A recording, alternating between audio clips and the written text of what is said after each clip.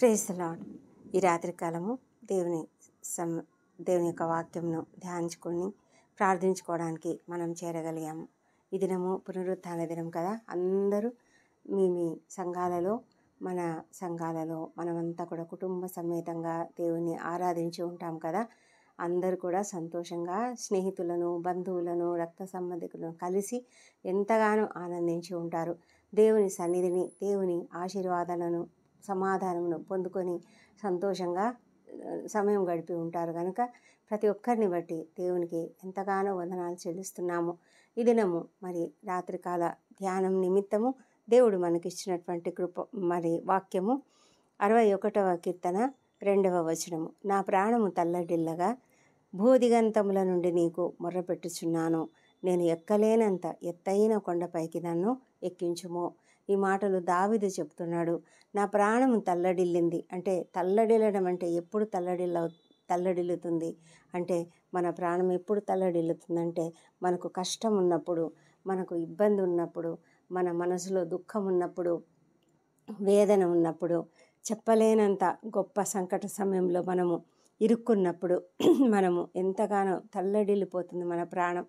అయితే అతడు ఇలాంటి సమయంలో అతడు ఏమంటున్నాడంటే, నేను నీకు మొరపెడుతున్నాను అని చెప్తున్నాడు. మనం కూడా మన జీవితాలలో మనకు కష్టం వచ్చినప్పుడు, మనకు సమస్య వచ్చినప్పుడు మనము ఏం చేస్తున్నాము? మనం మనుషుల దగ్గరికి వెళ్తున్నామా, దేవుని దగ్గరికి వెళ్తున్నామా? మొట్టమొదట దేవుని సన్నిధిలో మొరపెట్టుకోవాలి. మరి భావోద్వేగంతో మరి ఆ మాటలు చెప్తున్నాడు దావీదు.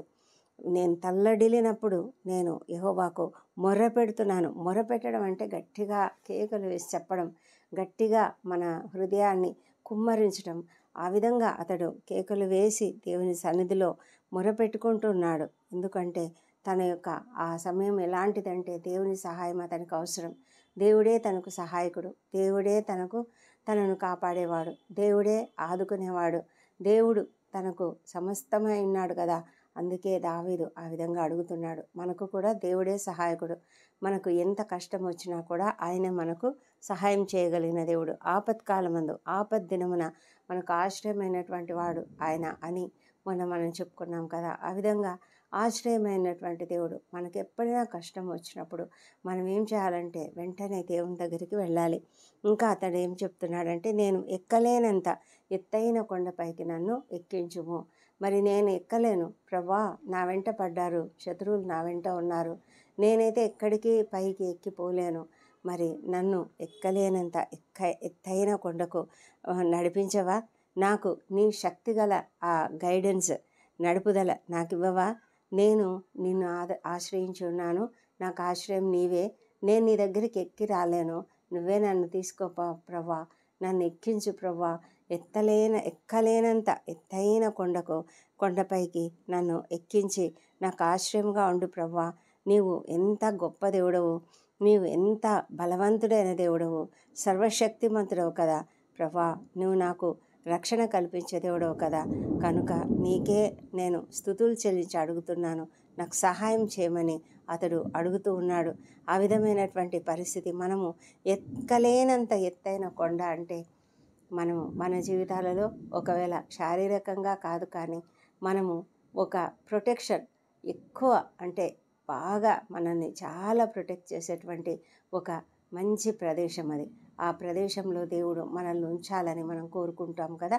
అలాంటి ప్రదేశానికి నన్ను తీసుకువెళ్ళు అని దేవుణ్ణి మనం అడుగుతున్నామన్నమాట. మరి మన పరిస్థితులు ఎలా ఉన్నాయో, మీ ఇంట్లో, మీ కుటుంబాలలో మీకున్నటువంటి పరిస్థితులు ఏమిటో, మరి ఎవరి కుటుంబాలలో ఏ సమస్యలు ఉన్నాయో మనకు తెలియదు, ఎవరికి తెలియదు. కానీ దేవుడు మన హృదయాలను ఎరిగినవాడు, మన సమస్యలన్నీ ఎరిగినవాడు. ఆయన మనల్ని కాపాడే దేవుడై ఉన్నాడు, మనల్ని నడిపించే దేవుడు. మనల్ని ఆపత్కాలంలో ఆయన తన పర్ణశాలలో నన్ను దాచును అని దావీదే చెప్తున్నాడు. అలాంటి గొప్ప దేవుడు, ఆయన సన్నిధిలో, ఆయన సాహచర్యంలో, ఆయన యొక్క ప్రొటెక్షన్లో మనం ఉండాలి, ఆయన చేతి నీడలో మనం ఉండాలి. అందుకే ఒక భక్తుడు అంటాడు, మహోన్నతుని చాటును నివసించేవాడే సర్వశక్తిని నీడను విశ్రమించేవాడు. అంటే నీవు ఆయనను ఆశ్రయిస్తే ఆయన నీకు ఆశ్రయంగా ఉంటాడు, ఆయన నీడ నీకు ఉంటుంది. ఆ విధమైనటువంటి గొప్ప నడుపుదల మనం కలిగి ఉండడానికి, అంతేకాకుండా ఆత్మీయంగా కూడా మనం ఎత్తైన కొండపైకి ఎక్కాలి. మన మామూలు ఈ దినదినము మనం చదువుకుండే వాక్యం చదివి ఉండడం, ప్రార్థించడం మాత్రమే కాదు, కానీ ధ్యానములో మనం అనేకమైన విషయాలు, గొప్ప గొప్ప గొప్ప సంగతులు, గూఢమైన సంగతులు, దేవుని గురించినటువంటి గూఢమైన సంగతులను గ్రహించగలిగే ఆ ఆత్మీయమైనటువంటి స్థితికి కూడా మనల్ని ఎత్తుగా ఎక్కించాలని, ఎత్తైన స్థలంలోనికి దేవుడు మనల్ని తీసుకువెళ్ళాలని మనం ప్రార్థించాలి. ఎందుకంటే మనకు జ్ఞానం లేదు, మనము అంత తెలివైన వారం కాదు. బైబిల్ గ్రంథము రోజు చదివే గ్రంథమే, అయినా కూడా ఎన్నిసార్లు ఎన్ని విషయాలు మనకు అర్థం కావు కదా. అయితే దేవుడు మనకు తోడై ఉంటే, పరిశుద్ధాత్ముడు మనతో ఉండి మనల్ని నడిపిస్తూ ఉంటే మనకు నూతనమైన విషయాలు మనం గ్రహించగలుగుతాము. ఎత్తైన కొండపైకి ఎక్కిన అనుభవాన్ని మనం కలిగి ఉంటాము. రూపాంతరము అప్పుడే మనం చెందగలుగుతాము. రూపాంతరం చెందగలిగే ఆ పరిస్థితి దేవుడు మనకి ఇవ్వాలంటే మనం ఆ విధమైన ప్రార్థన చేసి మనం దేవుని వాక్యాన్ని చదువుకొని ధ్యానించాలి. మరి ఈ దినము దేవుడు మనకిచ్చిన ఈ మంచి సందేశాన్ని బట్టి దేవునికి వందనాలు చెల్లిద్దాం. ఇలాంటి ప్రార్థన మనం చేస్తున్నామా? నేను ఎక్కలేనంత ఎత్తైన కొండపైకి నన్ను ఎక్కించు ప్రవ్వా, నాకు కష్టంగా ఉంది, నా ప్రాణం తల్లడిల్లి ఉంది. శారీరకమైన సమస్యలైనా సరే, ఆత్మీయమైన సమస్యలైనా సరే, ఏ సమస్యలైనా కూడా నీవు ఎప్పుడు కూడా ఎడతెగక మమ్మల్ని ప్రేమించే దేవుడవు, మాకు నిత్యము ఆశ్రయంగా ఉన్న దేవుడవు. నీ యొక్క సన్నిధి, నీ యొక్క రక్షణ మాకు కలుగజేస్తావని నమ్ముతున్నాం ప్రవ్వా అని దేవుణ్ణి అడుగుదాం. దేవుడు ఇచ్చిన ఈ వాగ్దానం బట్టి దేవునికి వందనాలు చెల్లించుకుందాము. ప్రార్థనలోనికి వెళ్దాం. ప్రేమ నమ్మకం కలిగిన మా ప్రియ పరలోకపు తండ్రి, నీకు వేలాది వేల స్తోత్రములు స్తుతులు చెల్లిస్తున్నాం తండ్రి. తండ్రి, ఈ దినమంతా ప్రభా మేము నీ సన్నిధిలో, నీ యొక్క ఆలయంలో కుటుంబ సమేతంగా చేరి ఆరాధించాము తండ్రి. నీకు వందనములు స్తోత్రములు ప్రభా. మంచి సహవాసాన్ని ప్రభా, అనేక మంది మా ప్రియులు, శ్రేయోభిలాషులు, ఫ్రెండ్స్, తండ్రి, బంధువులు అందరితో కూడా కలిసి సంతోషంగా గడపడానికి మీరు ఇచ్చిన కృపను బట్టి నీకు వేలాది వేల స్తోత్రం చెల్లించుకుంటున్నాం నాయన. మా ప్రభా తండ్రి, ఈ దినము ప్రభా మరి నీ సన్నిధిలో మరి మేము ఈ విధంగా చేరడానికి మీరు ఎంత కృప ఇచ్చారు దేవ. ఈ దినమంతా కూడా మాకు తోడైండి నడిపించినందుకు, మా ప్రయాణాలలో, మా రాకపోకలందు మేము ఎక్కడికి దిగినప్పటికీ కూడా మీరు మాకు తోడుగా ఉండి నడిపించిన విధానాన్ని బట్టి నీకు వేలాది వేల స్తోత్రం చెల్లించుకుంటున్నాం ప్రభా. ఈ దినం ఎవరెవరైతే నేను మరి ఆరాధనకు వెళ్ళలేకపోయారో, ఏ సమస్యలో అయినా కానీ ప్రభా, అది అనారోగ్య సమస్య అయినా, లేకపోతే కుటుంబ సమస్య అయినా, ఇంకే సమస్య అయినా తండ్రి, అలాంటి వాళ్ళని అందరినీ మీరు దీవించండి ప్రభా. నీ యొక్క దీవెనలు వారిపైన కుమ్మరించమని ప్రార్థిస్తున్నాం ప్రభా.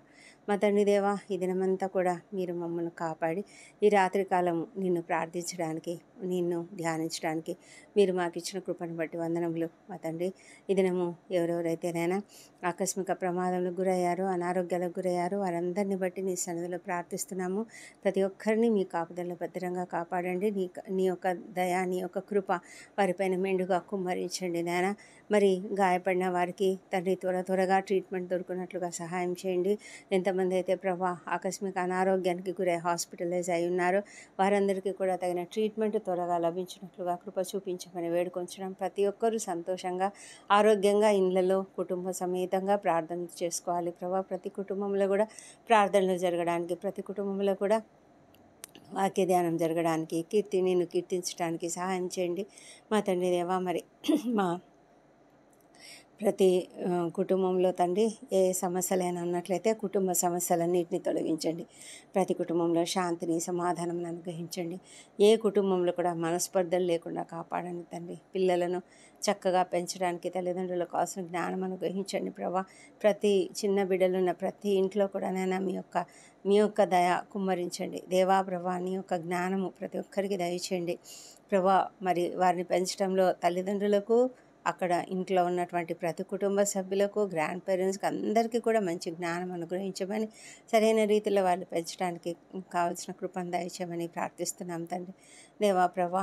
అద్వితీయుడైన దేవుడవు మా తండ్రి దేవా. మా జీవితాలలో మాకేమేమి కొదువలు ఉన్నాయో వాటినన్నింటినీ మేము అడుగుతున్నాం. ఏ కుటుంబంలోనైనా మరి నిరుద్యోగులుగా ఉన్న వారుండి ఎంతో కృంగుదలకు గురై ఉంటున్నారో వారందరికీ తప్పకుండా ఉద్యోగాలు అనుగ్రహించమని ప్రార్థిస్తున్నాము మా తండ్రి. మరి వివాహ ప్రయత్నం చేస్తున్న చేస్తున్నటువంటి వారికి సఫలతను అనుగ్రహించమని వేడుకొంచున్నాం తండ్రి. సంతానం కొరకు నీ వైపు చూస్తున్న వారిని దర్శించండి, వారిలో నీ పునరుత్థాన శక్తిని ప్రవేశపెట్టి చక్కటి సంతానం అనుగ్రహించమని ప్రార్థిస్తున్నాం ప్రభా. ఈ సమయంలో నైనా గర్భిణీ స్త్రీలందరినీ కూడా ఆశీర్వదించండి.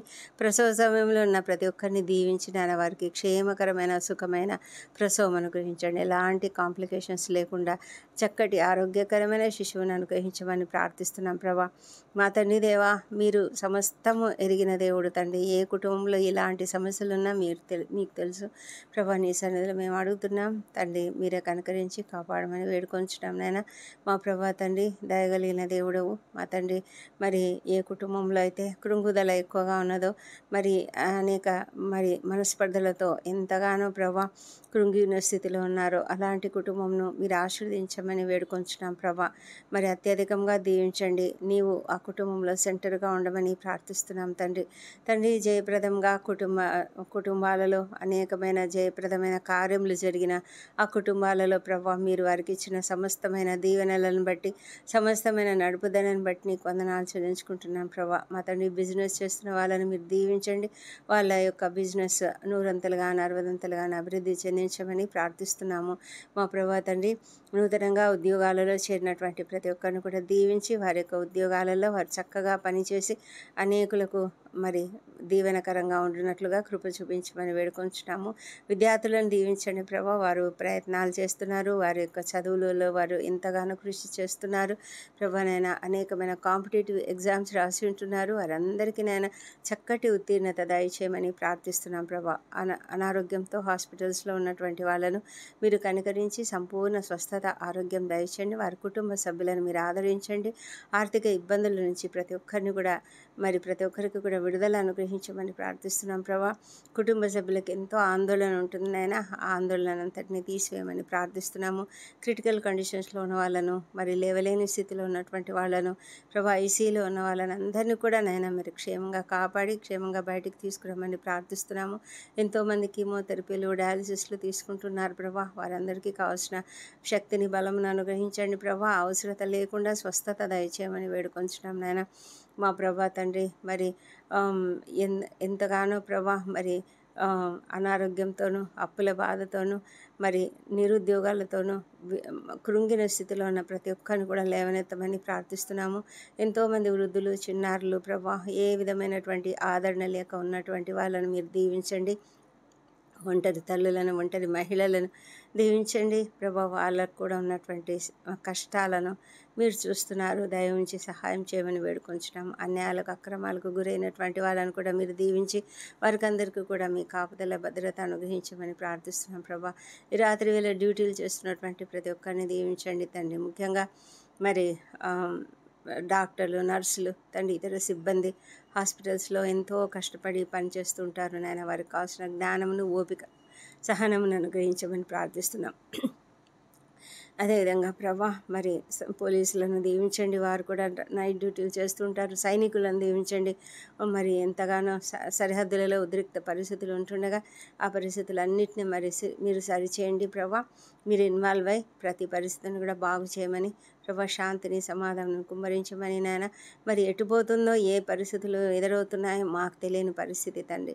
అయితే మీరు సమస్తం ఎరిగిన దేవుడు కదా మా తండ్రి దేవా. నీపైన ఆధారపడుతున్నాం, సహాయం చేయమని వేడుకొంచున్నాము నాయన మా ప్రభా తండ్రి. అధికారులను, ఉద్యోగులను, పరిపాలకులను అందరికీ కూడా మంచి జ్ఞానం అనుగ్రహించి వారు సరైనటువంటి నిర్ణయాలు తీసుకోవడానికి, సరైనటువంటి రీతిలో స్పందించడానికి ప్రభా మీరే వారిని నడిపించమని ప్రార్థిస్తున్నాము తండ్రి. ఈ రాత్రి వేళ ప్రయాణాలు చేస్తున్న వాళ్ళని దీవించండి. వారికి ఉన్నటువంటి అనేక సమస్యల నుంచి మరి వాళ్ళని తప్పించండి. ఆకస్మిక ప్రమాదం నుంచి, అనారోగ్యం తప్పించండి. వారి వాహనాలపై నీ రక్తంను ప్రోక్షించమని ప్రార్థిస్తున్నాం తండ్రి దేవా. మరి డ్రైవింగ్ చేస్తున్నటువంటి వ్యక్తి పైన మీ రక్త ప్రోక్షణ ఉంచి మరి వారు అప్రమత్తతతో ఉండడానికి సహాయం చేయమని ప్రార్థిస్తున్నాము మా తండ్రి దేవా. వారందరూ కూడా క్షేమంగా వారి గమ్యస్థానం చేరునట్లుగా సహాయం చేయమని వేడుకొంచున్నాము మరి తండ్రి. ఈ రాత్రి మరి మేము ఎంతగానో నిన్ను స్తుతిస్తున్నాము. గడిచిన వారమంతా మమ్మల్ని కాపాడి నాయన మరొక నూతన వారంలోనికి ప్రవేశపెట్టారు. రేపటి నుంచి తిరిగి మేము రొటీన్గా మా పనులలోకి మేము వెళ్ళాలి. మరి వెళ్ళడానికి మీరు కృప దయచేయండి. మా పనులలో మీరు సహాయం చేయండి. మాకున్న ప్రతి ఇబ్బందిని తొలగించండి. మంచి ఆరోగ్యము ప్రతి ఒక్కరికి దయచేయండి. ప్రభా, పని స్థలములలో వారు ప్రతి ఒక్కరు కూడా జయప్రదంగా తమ పనులు చేయడానికి మరి మీరు కృప చూపించండి తండ్రి. రేపటి దినాన మేము చేయవలసిన పనులన్నింటినీ నీ చేతులకు అప్పగించుకుంటున్నాం. మా ప్రణాళిక అంతా నీ చేతిలో ఉన్నది. మీరే మమ్మల్ని నడిపించమని ప్రార్థిస్తున్నాం. ఎంతమంది నిద్రలేమితో బాధపడుతున్నారో వారికి అందరికీ నాయన నీ నీ యొక్క సమాధానము అనుగ్రహించి, నీ శాంతిని అనుగ్రహించి, నిన్ను ఆనుకొని వారు జీవించలాగున ప్రభా, నీపైన ఆనుకుంటే పూర్ణమైన శాంతి మీరు అనుగ్రహిస్తారు నాయన. ఆ విధంగా వారు చక్కటి నిద్రపోయి సంతోషంగా ఉండగలుగుటకు సహాయం చేయండి ప్రభా. ఈ రాత్రి కాలంనైనా మమ్మల్ని మేము నీ చేతులకు అప్పగించుకుంటున్నాము మా తండ్రి. మా కుటుంబాలన్నింటినీ నీ చేతులకు అప్పగించండి. మా అందరిపైన నీ రక్తపు కంచె ఉంచండి. మా ప్రాణములను, శరీరములను, ఆత్మలను నీ చేతులకి అప్పగించుకుంటున్నాం నాయన. మా ప్రభా తండ్రి, మరి మాకు ఏ విధమైనటువంటి ఆకస్మిక ప్రమాదములు కానీ, అనారోగ్యములు కానీ కలగకుండా కాపాడండి. ఏ భయాలకు కానీ, రాత్రివేళ కలుగు భయాలకు కానీ, ఏ తెగుళ్ళకు కానీ మేము భయపడము. ఎందుకంటే నీవు మాకు తోడై ఉన్నావు మా తండ్రి. ఏ విధంగా కూడా మీరు మాకు ఎలాంటి కష్టం కలగకుండా, దుష్ట స్వప్నాలు, దొంగ భయాలు లేకుండా ప్రభా, మా ఇండ్ల చుట్టూ, మా పడకల చుట్టూ నీ పరిశుద్ధ దూతలను కంచెగా ఉంచినందుకు నీకు వందనం చెల్లించుకుంటున్నాం ప్రభా. మంచి నిద్రను అనుగ్రహించండి, రెస్ట్ను అనుగ్రహించండి తండ్రి. ఉదయకాలంన సజీవంగా, ఆరోగ్యంగా లేచి నిన్ను స్తుతించి మా పనులకు మేము వెళ్తుండగా మీరు మాకు ముందుగా వెళ్తున్నందుకు నీకు వందనాలు చెల్లించుకుంటూ యేసు నామములో ఈ ప్రార్థనలన్నీ అంగీకరించమని బ్రతిమాలు అడుగుతుంటున్నాము. అన్ని పొంది ఉన్నామని నమ్ముతూ నీకు స్తోత్రం చెల్లిస్తున్నాం తండ్రి. Amen, amen.